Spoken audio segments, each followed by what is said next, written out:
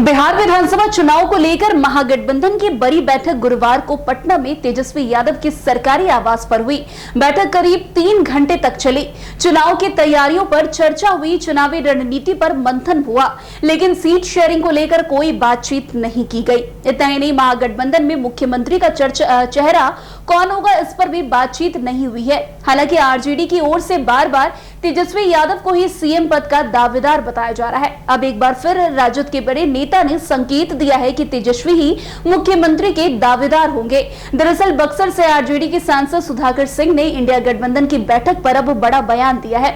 उन्होंने स्पष्ट किया है कि इंडिया गठबंधन में सीट शेयरिंग पर कोई मतभेद नहीं है। सुधाकर सिंह ने कहा है कि पिछले ओर से इस बार के चुनाव में अंतर बताते हुए उन्होंने कहा कि इस बार वे बेहतर समन्वय के साथ चुनावी मैदान में उतरेंगे। सुधाकर सिंह ने इंडिया गठबंधन में तेजस्वी यादव को सीएम पद के उम्मीदवार के रूप में लेकर भी टिप्पणी की।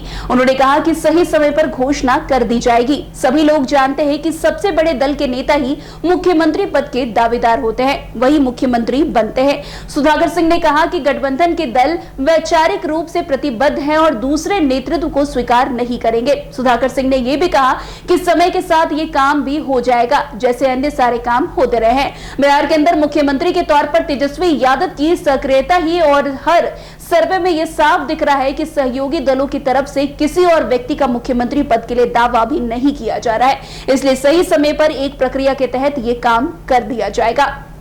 वैसे अगर महागठबंधन की बैठक की बात करें तो सीएम फेस को लेकर तस्वीर साफ नहीं हो पाई। राजद तेजस्वी यादव को महागठबंधन का मुख्यमंत्री उम्मीदवार बताती रही है, लेकिन ऐलान नहीं किया गया कि तेजस्वी महागठबंधन का मुख्यमंत्री चेहरा है, जबकि ये इंडिया गठबंधन के चुनाव को लेकर चौथी बैठक थी। महागठबंधन की बैठक में तेजस्वी के बगल में कांग्रेस के प्रदेश अध्यक्ष राजेश राम बैठे नजर आए। उसके बाद मुकेश सहनी को जगह दी गई।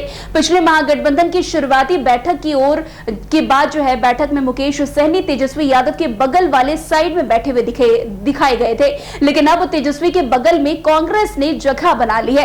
कहीं ना कहीं ये सब कुछ बड़ा संकेत देता है, कहीं तेजस्वी से मुकेश सहनी दूर तो नहीं हो रहे। खैर, इस बात में कितनी सच्चाई है ये तो बाद में पता चलेगा, लेकिन अब सुधाकर सिंह ने जो बातें कही है उसे सुनकर शायद कांग्रेस को मिर्ची जरूर लग सकती है। तो अब देखना दिलचस्प होगा कि जिस तरीके से सुधाकर सिंह बड़े बड़े ऐलान कर रहे हैं, बड़े बड़े घोषणा कर रहे हैं, उसमें कितनी सत्यता है। तो आज की इस खबर में बस इतना ही। अन्य खबरों में हमारे साथ ऐसे आगे बने रहे और देखते रहिए। तब तक के लिए NBC 24। धन्यवाद।